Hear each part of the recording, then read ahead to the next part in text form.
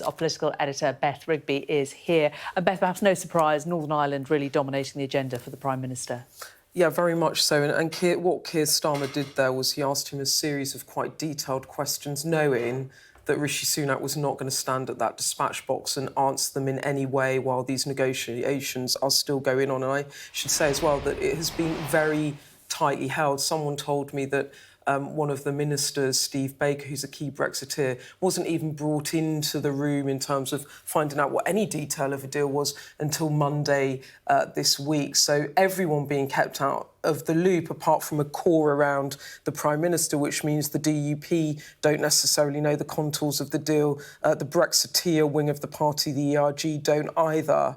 And Keir Starmer, therefore, asking the Prime Minister questions, really, that he knew the Prime Minister wouldn't answer around the role of the European Court of Justice in post-Brexit trading arrangements in Northern Ireland, a big red line for many Brexiteers, the role of EU legislation determining issues around goods in Northern Ireland.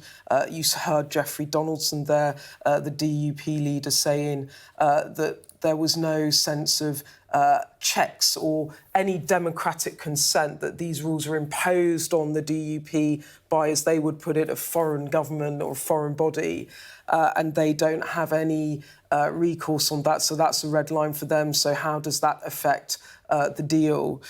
So really asking the Prime Minister questions that he couldn't and wouldn't answer, and then obviously handing him or offering him the poison chalice at the end, saying, well, if your own backbenchers won't put this deal through the Commons for you, we're here willing and ready to help. And of course, politically, this is exactly the sort of trouble Theresa May got into when, you remember those long Brexit wars back in 2018 into 2019. And of course, Boris Johnson went on to become the Conservative Party leader in the summer of 2019.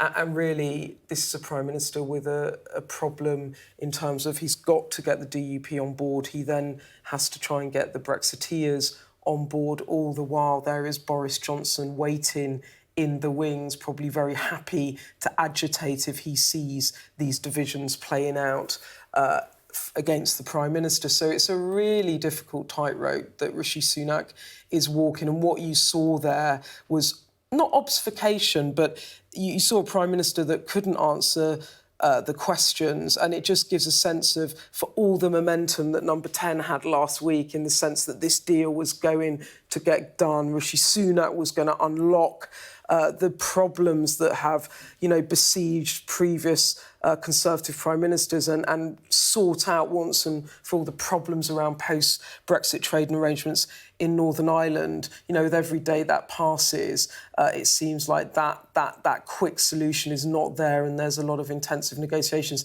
This is a Prime Minister that's been in talks with the DUP and the ERG and key Brexiteers all week, trying to sort out a deal, because he can strike a deal with Brussels, but if he can't sell it to the DUP and the ERG, that creates problems, not least because it means that the power sharing arrangement in Northern Ireland can't get up and running again. And isn't that really the point of all of this, to restore that power sharing arrangement within Northern Ireland? And also on his own backbenches, all of the problems that were still there after Liz Truss was deposed and Rishi Sunak put in place, they haven't gone away, they're just under the surface. And this now threatens to really bring back those internal Conservative divisions. So it wasn't a lively Prime Minister's questions, was it? No. But it was significant in terms of what it's telling us, not about the relationship really between Keir Starmer and Rishi Sunak, but what it's telling us about the problems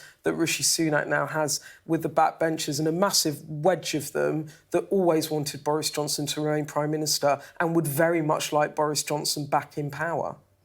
It is interesting, though, in the sense that you're talking about people being kept out of the room.